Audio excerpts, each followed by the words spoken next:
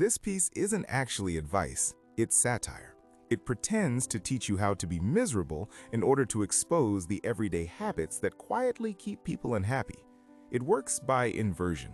Every step describes something familiar, something many people already do, and shows how those behaviors form a system that maintains anxiety, shame, and stagnation. It's not accusing you of failure, it's holding up a mirror. The core idea is simple. Long-term misery rarely caused by one dramatic event. It's usually maintained by small loops you repeat every day. What you pay attention to, what you avoid, how you interpret setbacks. These loops shape your emotional baseline over time until feeling stuck starts to feel normal. The first loop is attention. Comparing yourself constantly trains your brain to scan for evidence that you're behind. Social media makes this effortless. You measure your private doubts against other people's polished outcomes. Even when you know it's curated, the comparison still lands. Add taking everything personally and outsourcing your self-worth, and now your mood depends on rankings, reactions, and other people's opinions. Your attention becomes a threat detector aimed inward. The second loop is avoidance disguised as progress. Never finishing anything, talking about goals instead of working on them, waiting until you feel ready, being permanently almost ready, and confusing motion with progress all do the same thing. They let you feel busy, ambitious, and responsible without risking failure or discomfort.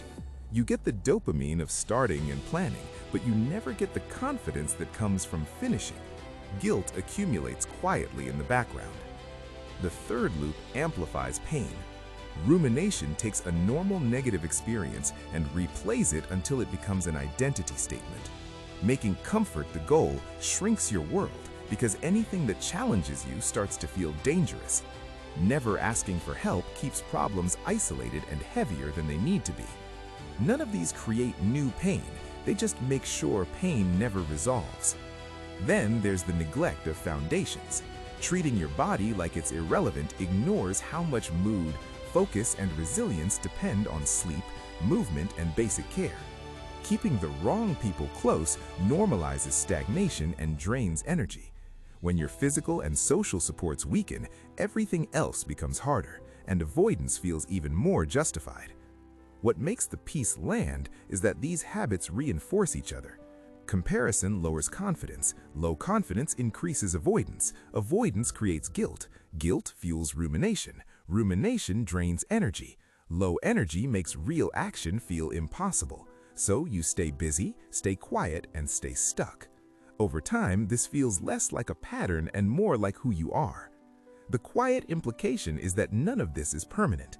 If these behaviors can train misery, they can be reversed. The opposite moves are small and unglamorous.